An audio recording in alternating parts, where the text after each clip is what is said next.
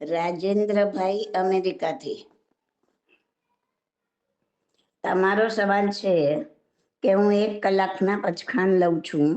મુઠ્ઠી વાળીને મુઠ્ઠી સંયમ પચખાઈ અનથના ભોગેનમ સહસ્રા ગાયણમ મહત્રા ગાયણમ સવ સમાહી વત્યા ગાયણમ બોશિરામી. 1 કલાક પછી મુઠ્ઠી વાળીને 1 નવકાર ગણીને પાડું છું. બરાબર છે? આ પચખાણના દરેક શબ્દનો અર્થ સમજાવશો જી. રાજેન્દ્રભાઈ, પચખાણ લઈએ ને ત્યારે 2 હાથ જોડીને દેવાનું અને પાડીએ ત્યારે મુઠ્ઠી વાળીને 1 અથવા તો 3 નોકાર ગણીને પાડવાનું, જેવી અનુકૂળતા. 1 નોકાર ગણીને પાડશો તો પણ ચાલશે. હવે પચખાણમાં રહેલા શબ્દનો અર્થ જાણો. આગાર શબ્દનો અર્થ થાય છે છૂટ રાખવી. બધા આગારોમાં પહેલો આગાર અનથણા ભોગેણમ છે.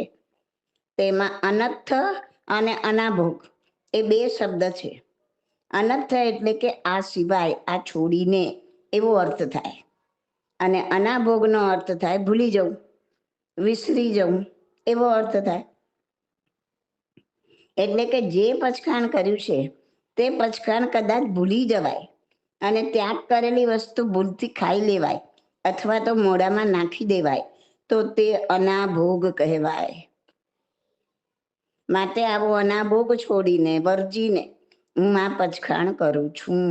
એમ પચખાણ લેતી વખતે તે છૂટ પહેલેથી જ જણાવવા માટે પચખાણના આલોપવામાં અનથણા ભોગેણમ એવો આગાર બોલવામાં આવે છે.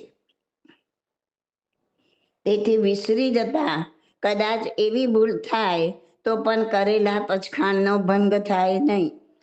પણ આ આગાર અને બીજા આગારોમાં પણ એટલું ધ્યાન રાખવું કે ભૂલથી અથવા બીજા કોઈ પ્રકારથી ત્યાગ કરેલી ચીજ ખાઈ લેવામાં અથવા મોઢામાં નાખી દેવામાં આવે તો જેવું યાદ આવે એવું તરત જ ખાવાનું બંધ કરી મોઢામાં ચાવતા ચાવતા પણ બાકી રહી ગયેલી ચીજ બહાર કાઢી નાખી મોઢું ચોખ્ખું કરી લેવું.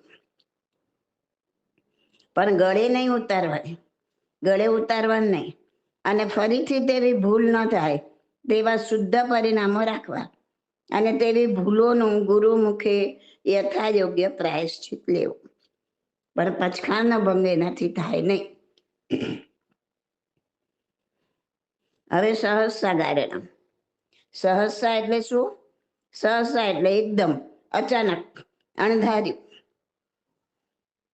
અંધાર્યું કોઈ કાર્ય થઈ જાય જે પોતે જાણી જોઈને કર્યું ના હોય તેવા સહસા કાર્યનો આગાર, આગાર એટલે છૂટ, તે સહસા ગાયણમ કહેવાય. દાખલા તરીકે છાશ વલોવો છો તો છાશ વલોવતા વલોવતા છાશનો છાંટો ઉડીને પોતાની મેળે મોંમાં પડી જાય તો પચખાણનો ભંગ ન થાય, એને સહસાગાર કહેવાય. અથવા તો વાદળાથી કે વંટોળિયાથી ચડેલી ધૂળ વડે સૂરજ ઢંકાઈ જવાથી દિવસ કેટલો ચડ્યો છે એની બરાબર ખબર ના પડે, તેથી અનુમાનથી પચખાણ થઈ ગયું હશે એમ માની લઈએ, પણ ખરેખર પચખાણનો સમય થયો ના હોય તો પણ પચખાણનો ભંગ ન થાય, તેને સહસાગાર કહેવાય. જોકે હવે તો ઘડિયાળની સગવડ થઈ ગઈ છે એટલે આવી ભૂલ થવાનો સંભવ નથી, પરંતુ કદાચ આવી ભૂલ થાય ને અપૂર્ણ કાળે, એટલે કે હજી કાળ પૂરો ના થયો એના પહેલા જ પચખાણ પાડી લેવાય તો જેવું ખબર પડે એવું તરત જમતા જમતા અટકી જવું અને એમ જ બેસી રહેવું. પછી જ્યારે પચખાણનો કાળ પૂર્ણ થાય ત્યારે બાકીનું ભોજન કરવું.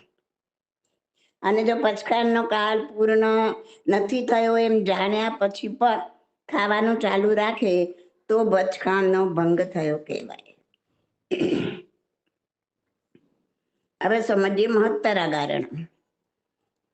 પચખાણથી જે નિર્જરા થાય એની અપેક્ષાએ જેમાં મહત્તર એટલે કે ઘણી બધી મોટી નિર્જરા થતી હોય તેવું સંઘનું કે ચૈત્યનું અથવા ગ્લાન મુનિ આદિનું કોઈ મોટું કાર્ય આવી પડ્યું હોય તે મહાન કાર્ય બીજા કોઈ પુરુષથી થઈ શકે એવું ના હોય તો તેવા પ્રસંગે પચખાણનો કાળ પૂરો થયા પહેલા પોતે તે પચખાણ પાડીને જાય તો પચખાણનો ભંગ ન થાય. તેને માટે મહત્તરા ગારણમ એ આગાર રાખવામાં આવે છે. કેટલી બધી છૂટ રાખીને પચખાણ લેવાય છે જુઓ. હવે જોઈએ સબ સમાહી વત્યા ગારેણમ. તીવ્ર સૂળ એટલે કે વેદના ઉપડી હોય, તીવ્ર સૂળ વગેરેની વેદનાથી પચખાણ વાળા વ્યક્તિને અતિ પીડા થતી હોય, કદાચ આર્ત ધ્યાન અને રૌદ્ર ધ્યાન થવાનો પણ સંભવ હોય, અને તેવા દુર્ધ્યાનથી તે જીવ દુર્ગતિમાં ચાલ્યો જાય છે. તેથી એનું દુર્ધ્યાન થતું અટકાવવા માટે દવા વગેરે લેવા માટે પચખાણનો કાળ પૂર્ણ થયા પહેલા પણ તે વેદનાથી વ્યાકુળ થયેલો વ્યક્તિ જો પચખાણ પાડે તો પણ પચખાણનો ભંગ થાય નહીં. આ બધા આગાર બરાબર સમજો. એ માટે સબ સમાહી વત્યા ગારણમ આગાર રાખવામાં આવે છે. તો આગારનો ખ્યાલ આવ્યો. શબ્દાર્થ જુઓ તો સબ એટલે સર્વથા, એટલે દુર્ધ્યાનના સર્વથા અભાવ વડે. સમાહી એટલે સમાધિ થવી, શરીરની સ્વસ્થતા થવી. વત્ય એટલે કે કારણ સર, હેતુસર. આગારેણમ એટલે કે છૂટ રાખવી, એટલે કે એવા કારણસર પચખાણનો ભંગ ન થાય એ શબ્દાર્થ છે એનો. જો આપણે નાનપણથી આજ સુધી પચખાણ તો ઘણી વાર લીધા હશે. નવકારસી, પોરસી, સાઠ પોરસી, પરિમૂઢ, અવઢ, એકાશનું, બેઆશનું, આંબી, લુકપાસ વગેરે. એમાં અનથના ભોગેણમ, સહસા ગારણમ, મહત્તરા ગારણમ, સબ સમાહી વત્યા ગારણમ વગેરે જે બોલીએ છે ને એનો અર્થ, ભાવાર્થ શું છે એ જાણતા જ નથી, કે જાણવાનો પ્રયત્ન પણ નથી કર્યો. પણ આજે આ જાણ્યા પછી તેનો દુરુપયોગ ન થાય તેનું ખાસ ધ્યાન રાખજો. એવું નથી કે આ ભૂલથી ખવાઈ ગયું તો વાંધો નહીં, હવે પૂરું જ ખાઈ લો, નહીં, તો પચખાણ ભાંગી ગયું. જાગ્યા ત્યારથી સવાર જેવું ખ્યાલ આવ્યું કે આ ભૂલથી ખવાઈ ગયું છે તો તરત જ અટકો. બાકીનું પચખાણનો ટાઈમ પૂરો થાય પછી જ ખાઓ, તો પચખાણનો ભંગ નહીં, નહીં તો પચખાણનો ભંગ. હવે એક ખાધું છે બીજું 4 ખાઈ લો એવું નથી. એવી રીતે ઘણી વખત ઘણાનો મને ફોન આવે છે કે બેન આટલામાં ઉપવાસ છે, ખૂબ જ ઉલટીઓ થઈ છે, ડૉક્ટરનું કહેવું છે કે ડિહાઇડ્રેશન થઈ ગયું છે, હમણાં હોસ્પિટલમાં દાખલ કરો, ગ્લુકોઝ ચડાવવું પડશે. તો બેન પાણી આપી શકાય કે ન આપી શકાય, આવા સવાલ આવે છે.